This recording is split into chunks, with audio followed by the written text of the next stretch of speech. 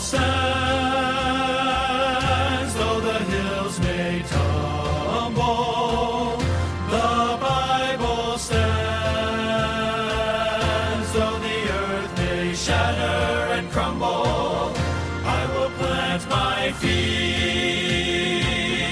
on its sure foundation, though all around is sinking sand. The Bible stands. Turn your Bibles back to the book of Nehemiah, Nehemiah chapter 13. We're going to be finishing up in the next two messages in dealing with the whole series of starting a church and dealing with the church and maintaining it. So as we come to the end here, as we look at this, we're rebuilding the walls. Well, we've talked about how to rebuild the walls, but now that the walls are rebuilt, what is it that needs to be done in order to prevent the walls from coming down again? And part of that is going to be looking and seeing what brought the walls down in the first place. And again, we've talked about a lot of this as we went through Titus and we went through Timothy and Philemon and the beginning here in Nehemiah, but we're going to just continue to look at it so we can really see in full circle how this works and what happened and brought the walls down. So Nehemiah chapter 13, beginning in verse 1, it says, "On that day they read the book of Moses in the audience of the people, and therein was found written that the Ammonite and the Moabite should not come into the congregation of God forever, because they met not the children of Israel with bread, with water, but hired Balaam against them, that he should curse them. Howbeit our God turned the curse into a blessing." It tells about a story as they began to read the Bible again, they began to read the scriptures, that took place back as the children of Israel were coming out of the land of Egypt and were coming to the land of promise. What would seem to be a somewhat familiar story of those who've been in churches, but we'll take a look at it real quick here. What had happened is the children of Israel were coming and going into the land of promise, and as they came into the area in which the Ammonites and the Moabites were living, in real quick history, they are an offshoot of the children of Israel. These would have come off of a separate branch of Abraham's line. And so these people were very familiar with God, familiar with the truth. I mean, even though it may have been somewhat distorted as it's come down, they weren't completely lacking of understanding of the truth of who God was. And so as they came, they were concerned that this mass of people, and in fact, if you read the story, the king of the Moabites, he was really concerned. He says that this mass is coming our way. They may be that angry relative family that had gotten taken away and was in captivity. Obviously, they knew the history. They knew what had gone on in Egypt. And so they were coming. And so what he did, interestingly enough, is he called for a prophet. He called for Balaam. Most scholars believe Balaam actually came from the region in which Abraham originally came from that region. So again, a knowledge of God, who God was, all of these things were in place, and came in and said, look, we want you to go to the children of Israel. We want you to put a curse on them. We want you to curse them. We want you to cause harm to them and make sure God's on our side and not their side. And it's interesting how people respond in things so many times. They look and say, I want God on my side. Not, I need to be on God's side. I need to figure out what God wants. And again, you're dealing with the churches here. A lot of times you got people that are sitting there trying to run a church and try to do things in a church and say, God, we want you to be on our side. We want you to be against this other group. And again, the nation of Israel were God's chosen people. They were heading to God's chosen promised land. They were following God's lead. They were doing exactly what God wanted them to do. However, another group was sitting there saying, hey, God, we'd rather you be on our side. And so what we're going to do is we're going to get Balaam. Well, the story goes that Balaam went, because he was being paid to do so, went to try to curse them. But yet God came to him and said, no, I'm not going to let you curse them. You're going to put a blessing on them. You're going to say a blessing. And 3 different times, Balaam tried to go to the children of Israel and try to put a curse on them, because that's what he was being paid to do. That's what he was being instructed to do. He was to come and do this, but every time he came back to the king of Moab and said, look, God's just not going to let me do this. Do you understand what's happening here? The story is included in dealing with the story of the fact that most people may have heard of Balaam's donkey. Balaam was on his way once again to try to do harm to the children of Israel, and was riding through the passageway through the mountains. And the donkey, God allowed the donkey to see the angel of the Lord was there with a sword, and is going to stop him from going through. You are not going to curse my people. You are not going to do damage to my people. And so the donkey was like, kept bucking him against the side of the wall of the pathway there, was not going to let him through. The point where Balaam started cursing his donkey and, saying, bad things about his own donkey. Why aren't you going the way I want you to go? And the story goes, and again, the Bible says it, so it's going to be true. This isn't a make-believe story. The donkey spoke and said, why are you angry at me? I'm trying to save your life. Don't you see? And at that point, God opened his eyes and he saw the angel of the Lord. And he began to repent and was, I'm sorry, and realized, boy, God really does not want me to do this. Well, the story had gone on throughout the book of Numbers of the different times in which Balaam was instructed to do these things. Yet you look and say, okay, well, he was unsuccessful in getting the children of Israel to be cursed and cause them problems. And we don't really see it in the Old Testament, yet it's kind of mentioned in some of the minor prophets in dealing with the story, talking about the fact that they followed the way of Balaam. And you sit there and go, wait a minute, I thought Balaam did not succeed. Well, we really have to look at the New Testament to really get a real full understanding of what actually ended up happening. He couldn't curse the children of Israel. He couldn't cause them harm. God would not allow him to sit there and say, I'm going to bring God's judgment down upon you, and so it's going to destroy you. That couldn't have been done. We're going to jump to the New Testament to the end. Revelation chapter 2, verse 14. Interesting, he's talking to one of the churches there, dealing with the church. He says, unto the angel of the church of Pergamos write these things, saith he, with a sharp sword, with 2 edges. Interesting, he's introducing himself as the angel of the Lord with a sharp sword.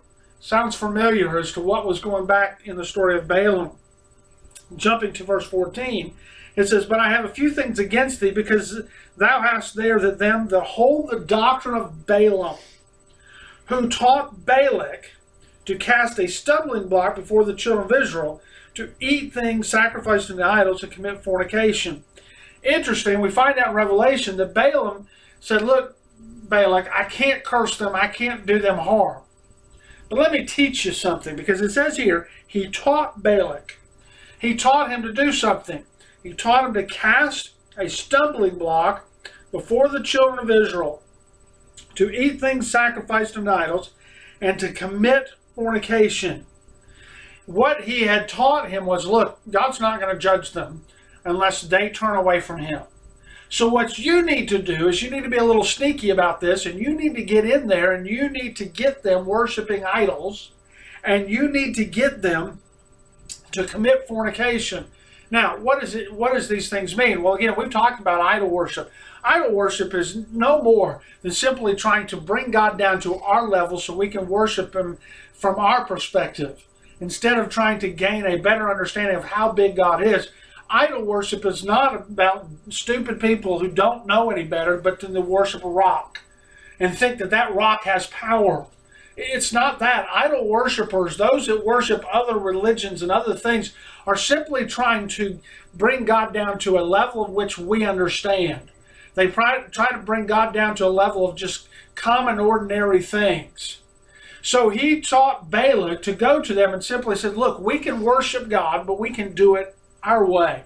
We can do it this way. See what happens in the church when this happens? When you begin to sit there and say, hey, we want to worship God, but we want to do it our way. We don't want to follow God's way. We don't want to follow God's leadership on this thing. We don't want to, why is to sit there? And again, I'm going to use the idea of pastoral authority. Why pastoral authority? That's old fashioned. Let's not do that. We begin to find ways in which we want to worship God our own way. And then it says to commit fornication. Now, normally we would sit there and say this is some type of physical relationship between a man and a woman outside the realms of being married, and dealing with that idea. But the idea, if they understood fornication, they understood what this means. And that is the dealing with, you are going to go and marry or join yourself physically to those who are unbelievers. To sit there and go against the one thing God said, and God says you are going to make sure that you do not take wives and you do not take those outside of the children of Israel. Now, it wasn't that he was necessarily creating some pure race, though he had a purpose and plan with these people. It was the simple fact they're unbelievers. They're going to turn you away from God. When you deal with the church and you get people in the church and you sit there and say, hey, we can bring in other people that don't necessarily believe the way we believe. They're, hey, everybody has their own way of doing things. It's okay.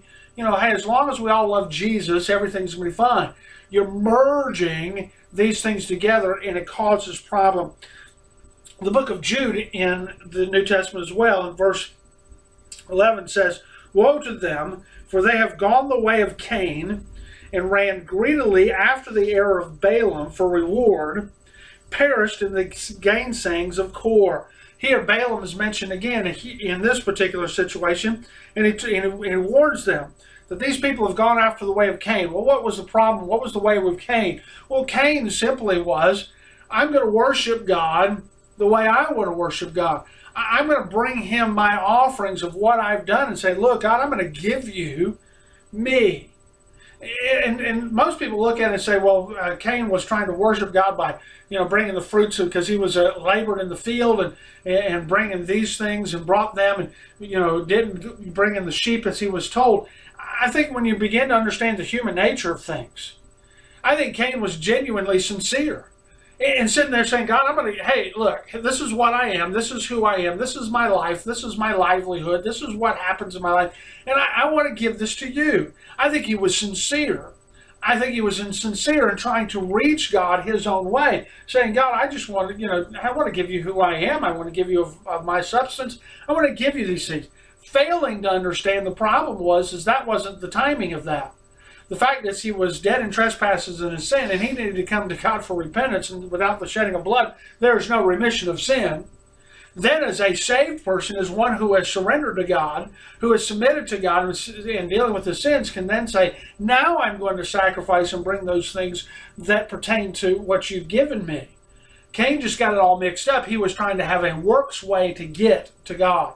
But then you look and see Balaam, then he said it deals with the error of Balaam for his reward. The idea here was talking about Balaam was the fact that he was wanting to serve God and say, God was dictated by what I want. See, Balaam was a prophet of God, and Balaam thought, well, you know what? I'm a prophet of God. If I tell God to curse somebody, he's got to do it. See the mentality that got in? The mentality is that the people can sit there and say, hey, God's at our beck and call. Why do we have problems with the walls of the church falling down? It's because we've gotten to the opinion and the idea that, God's at our beck and call. We just need to pray and have enough faith and God will do whatever we ask him to do. There's the problem here. And then it comes to the last there, and perished in the gainsaying of Kor. Who was Kor? Well, Kor was part of the group that went up against Moses and sat there and says, Moses, look, you've got too much things going on here. There's a lot of people here. I'll tell you what we're going to do. We're going to step in and we're going to help you. We're going to take over the leadership of dealing with certain things here, and you don't have to worry about this. They rebelled against the authority of Moses and sat there and says, look, hey, we can handle this just as well as you can.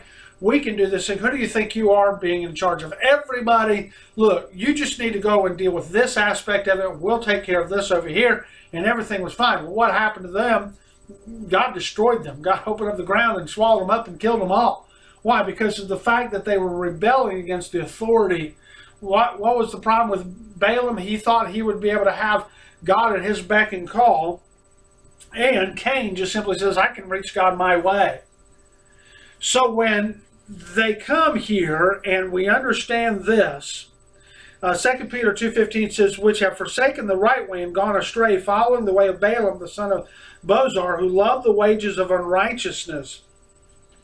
What is happening here is the fact that the people are just simply saying, look, I want to go this way where God has to listen to me. I want to worship God the way I want to worship God. And so we run into the problem that is mentioned in the book of Revelation in dealing with this one church, is the understanding that will help us with dealing with Nehemiah. And as they read the scriptures and they began to see, God said, look, these people went the wrong way. You are to have nothing to do with them. You are to separate yourself from them. And the reason why the walls of Jerusalem came down was because way back, all the way back from the beginning of the children of Israel, going into the land of promise, enjoying themselves with people who were not God's people, who allowed a way of thinking to get into their group. And though it took a period of time, and historically, in dealing with the walls, it took a long time before the walls actually came down. But the illustration is still the same in dealing with the church. You begin to allow people to come in. You allow thought processes and things that are contrary to God's word. You can work your way to heaven as Cain. You can sit there and overturn the authority of those who are in the church, the pastoral authority of Kor, and then of Balaam, who simply said, hey, look, God's at our beck and call. And what has happened is we've allowed that way of thinking to get into our church. So what about the church? Well, Revelation 2, verse 12. And the angel of the church of Pergamos write these things, saith he which hath a sharp sword with two edges. I know thy works, and where thou dwellest, even where Satan's seat is. Thou holdest fast my name, and hast not denied my faith, even in those days when Antipas was my faithful martyr, who was slain among you, where Satan dwelleth. But I have a few things against thee, because thou hast there them that hold to the doctrine of Balaam, who taught Balak to cast stumbling block before the children of Israel, to eat things sacrificed unto idols, and to commit fornication. Here he talks about the fact that, hey, I understand you haven't left the faith, you haven't, sat there and denied God, you haven't done those things. The church, you're sitting there and going, wait a minute, I believe the Bible, I believe God, I'm following God. Everything's fine here. I've not denied the faith. I've not gone away from this thing. But you're sitting in a place and you're sitting in a church that has those that have the doctrine of Balaam. What is the doctrine of Balaam? The doctrine of Balaam is, look, I can't do anything about this church unless you, Balak, can figure out how to get them to change the way they do worship. I can't do anything. God's not going to put his hand against the church. But Balak, if you can come in and figure out how to get them to change the way they worship God, if you can have them say, look, it's okay to be a little tolerant of people that aren't exactly believing the way we see things, it's okay to bring them in as well. And so he says that's the problem here, is you are allowing them to be here and to stay here. You are allowing these people to be a part of what's going on here. That's the problem. That's what I have against thee. But then in verse 15, interesting, he says, so hast thou also them that hold the doctrine of the Nicolaitans, which thing I hate. Here in the book of Revelation, God's coming to the church and saying, wait a minute. He said, I get that. You haven't changed your doctrine. You haven't changed your faith. You haven't denied these things. But I got something against you. You're allowing people that are in your church to have the doctrine of Balaam. You're allowing people to be inside your church that is going to lead you astray inch by inch. You're going to have to pay attention to what's going on here, because that's a problem. But secondly, you've got a second problem. Not only have you allowed them to come in, now you've got people who hold to the doctrine of the Nicolaitans. You say, what is that? What's the doctrine of the Nicolaitans? Well, the teaching of the Nicolaitans was laity rule.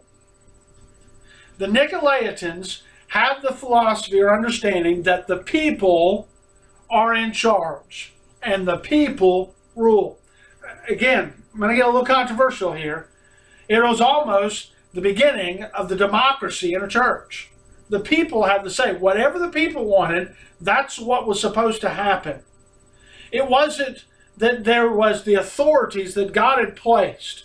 It is that all were equal and all had equal say, and that they did not have to submit to authority above them. Notice what God says about that thinking.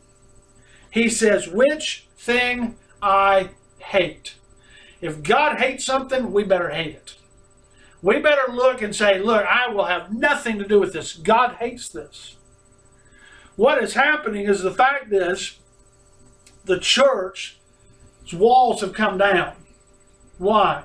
We've allowed the doctrine of Balaam to come in, and we've allowed the Nicolaitans to come in. We have allowed these things to take place. And in doing so, it has damaged the church and brought the walls down. We've got the walls back up. We've got the walls back up. Now what do we got to do?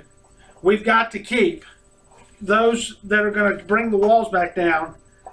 We've got to keep them out. In Nehemiah chapter 13, he comes to him and he says, look, we've read the book. The book says we shouldn't have been having anything to do with the Amorites and the Moabites. We should not have brought them into the congregation because God said they are to not be a part of the congregation forever. There's never a time in which hey, we're going to work things out. All right, we're strong enough now. We don't have to worry about them. We can bring them in. The fact is, God said they are never, ever, ever, ever to come in. Church, those people who think differently and sit there and say, hey, wait, we just do things differently. If it is not according to the Bible, if it's not according to the Scriptures, if it's not according to what God says and lays out in the book and dealing with the fundamental doctrines of the Bible and dealing with salvation, who God is, who we are, if it is not something that the Bible simply says, this is the truth, abide ye in it, they're not to be allowed in. And so wait a minute, we're supposed to love people. Yes, we are to love people, but those people need to understand that if they're going to come and be a part of God, the love is the fact that we're getting them to repent and change from their ways so that they can be a part of the body of Christ. It is not loving to sit there and say, look, I'm going to let you come in and enjoy the benefits of being in the church, but we are not going to correct you from your sinful ways. That's not loving at all, because what you've just done is you've cursed them to an eternity in hell because you've not dealt with their sin. The fact is, the loving thing is to go out into the highways and hedges and compel them to come in and to repent and come into the church and be a part of what's going on here. But you've got to get that evil thinking, that doctrine of Balaam. You got to get it out. You can't change your way you worship God by simply saying, I'm going to idol worship. I'm going to bring him down to my thinking. What are we doing in the church? I challenge everyone here, and I challenge everyone who's watching. What are you doing in your church? Look at what we do. Look at how we worship. Look at how we do things. And are we worshiping God the way we want to worship God, or are we worshiping God the way God wants us to worship him? Have we become idol worshipers in our church? Is there an aspect of the way things are done in the church that if you were asked the question, why do you do what you do? What's your biblical principle of doing this in the church? And you can't find one, then we've got an issue.